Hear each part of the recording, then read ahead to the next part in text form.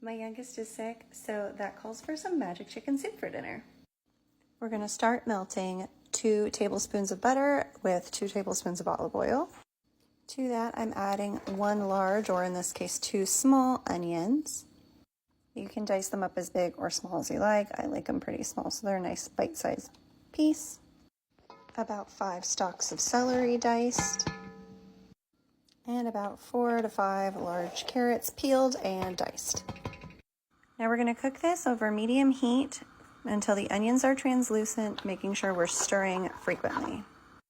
Once the onions are basically translucent, you're going to add a big heaping spoonful of minced garlic and get that worked in there.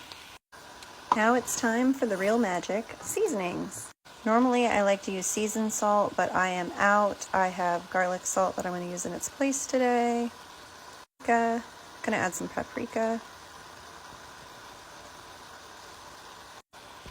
Parsley flakes. The key to the magic, cayenne pepper. It is coming out slow today. And since we need all the extra magic, we're going to add in some red pepper flakes as well. I'm also going to add a heaping tablespoon of bouillon. Mix that all up. Clearly, I'm sleep deprived on these sick protocols because I nearly forgot my favorite part, potatoes. I'm adding 3 of my larger golden potatoes. I'm going to let this sit for a few minutes just to let those potatoes soften. I normally add them a little earlier. Now that I've let those simmer for a few minutes, I'm going to add the next piece of the magic, which is chicken bone broth. Not regular broth, bone broth. I am doing 2 cartons of bone broth. You can do 1 of regular and 1 of bone.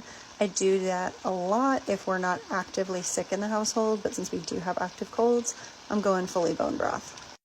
I'm also going to add a little water to kind of even out that bouillon I added earlier. Now I'm going to cover this for about 15 minutes and let it just simmer and get those potatoes nice and soft. Now that everything's boiling, I'm going to add in our chicken. I just used a rotisserie chicken and chopped it up because I didn't feel like cooking chicken separately.